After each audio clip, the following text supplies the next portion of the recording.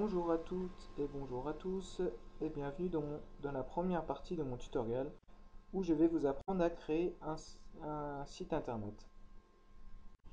Alors, pour cela, je vais vous apprendre le langage HTML. Euh, mais théoriquement, je vais vous apprendre en fait le XHTML, mais c'est pareil, c'est plus ou moins pareil, c'est juste que le XHTML, il est plus performant. Mais si vous connaissez le XHTML, vous connaîtrez le HTML. Alors, déjà, on va commencer par le commencement, c'est-à-dire comment, comment on va rentrer ce langage de ce langage. Euh, Tout simplement, en fait, grâce à un logiciel qui s'appelle Notepad. Et voilà, voilà. Alors, je mettrai le lien officiel du téléchargement dans la description de la vidéo. Et donc, c'est un logiciel gratuit. Voilà. On pourrait aussi utiliser le bloc-notes. Si, c'est vrai. Pour un site web, ne partez pas, c'est bien un site web. Mais, ça marcherait aussi le bloc-notes. Mais là, c'est un logiciel gratuit et puis il est fait pour. Donc, allez, profitez-en, il est léger, il est bien. Donc, il ressemble à ça. Voilà, il ressemble à ça. Mais avant d'aller dedans, je vais juste vous montrer, vous expliquer deux choses importantes qu'il faut savoir. C'est les balises. Alors, les balises, ça sera quelque chose que ce sera presque que de ça, que ça, le langage XHTML. Alors en fait, une balise, ça ressemble plus ou moins à ça, ou à ça. Car il faut savoir qu'il y a deux types de balises, les balises paires et les balises seules. Alors, il y a les balises paires, ils s'ouvrent avec un guillemet comme ça, un guillemet. Là, on tapera au milieu des guillemets en fait, une ouvrante, une fermante. Vous mettrez le nom de la balise. Vous mettrez ici le texte ou la fonction qui a un rapport avec la balise. Je sais, vous comprenez rien, c'est normal. Vous comprendrez après, mais il faut que j'explique. Au moins, ça sera fait. Vous comprendrez après. Enfin, voilà.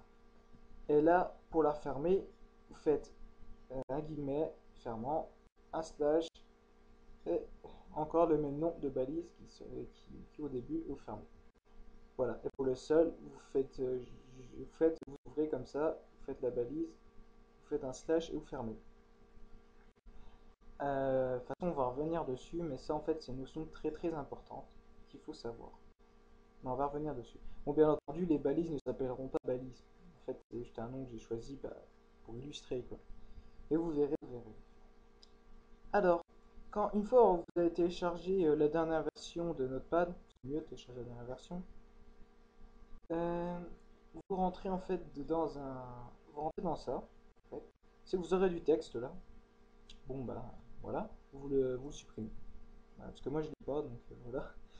C'est normal, je viens de faire un nouveau là. Donc. Vous le supprimez. Première chose à faire, c'est, vous voyez là, il y a langage. Vous cliquez dessus et vous choisissez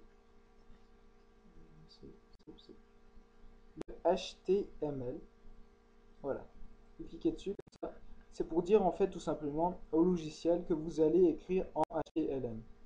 Voilà, faut qu'il se rende compte parce que le logiciel en fait plusieurs des langages. Donc au moins il saura. Alors, après l'avoir téléchargé, donc une fois que vous êtes dedans, vous allez copier ça. Alors je vais le faire écrire, hein. Je vais le mettre dans la description de la vidéo. Voilà. Et vous allez le coller là, tout simplement, vous allez le coller. Donc vous aurez ceci. Alors, normalement vous avez les couleurs et tout. Si vous n'avez pas les couleurs, si vous n'avez pas mis le langage, il faut le mettre. Donc là vous êtes devant ça, vous dites mais j'ai qu'à rien. C'est normal, c'est normal, c'est normal. Alors, je vais essayer de vous expliquer en gros. Voilà. En gros, à peu près. En fait, votre première ligne là, doc type, machin, machin, machin, c'est pour dire que vous écrivez un langage en version 1.0 du langage XHTML. Voilà, ML. C'est en fait, c'est rien pour le prévenir. C'est rien pour prévenir au logiciel, parce qu'en fait, il y a plusieurs versions. Et la 1.0, c'est la dernière. Je crois que c'est la dernière en date. Euh, la deuxième ligne, vous la laissez. Le seul truc que vous avez le droit de changer, c'est... Bon, si vous regardez la vidéo, enfin voilà, vous êtes français, mais bon. En fait, ici, c'est pour changer le pays par défaut du site web que vous allez faire. Alors, vous pouvez mettre EN pour Angleterre, je crois, IT pour l'Italie, bon, etc. Là, c'est FR que j'ai mis. Voilà. Là, vous avez, voilà, illustration de ce que je disais tout à l'heure. C'est donc les fameuses balises. Là, vous avez une balise id, H-E-A-D, id. Vous la retrouvez un peu plus bas, id, large là, sauf qu'il y a le slash, là, voilà, il y a le slash, et c'est pour dire que c'est fermé. Ah, vous savez comprendre. C'est-à-dire que, excusez-moi, c'est-à-dire que tout ce qui est là, je sais pas si vous verrez bien, tout ce qui est entre les deux hits simplement, c'est pas mieux, tout ce qui est entre les deux hits là, et ben tout ça en fait, ça correspond au id. Alors le id c'est quoi? La balise id c'est tout simplement l'entête, ouais, l'entête de votre site. Alors là, vous pouvez remarquer une autre balise qui est title, qui se referme là. Donc entre les deux title, vous avez bienvenue sur mon site. Là, par contre, vous pouvez changer. C'est une des rares choses que vous pouvez changer sur ça. C'est vous pouvez changer, donc je laisse. Mais vous pouvez mettre ce que vous voulez. En fait, ça s'affichera pas dans la page web à proprement parler. Ça s'affichera, je sais pas si vous voyez, en haut à gauche de votre navigateur web. Quand vous allez sur un site, c'est marqué un truc. Bon, je vous montrerai. Je vous montrerai une fois que j'aurai lancé. Euh, Après, au-dessous, vous avez meta, machin, machin, machin. Là, c'est ce, je sais plus.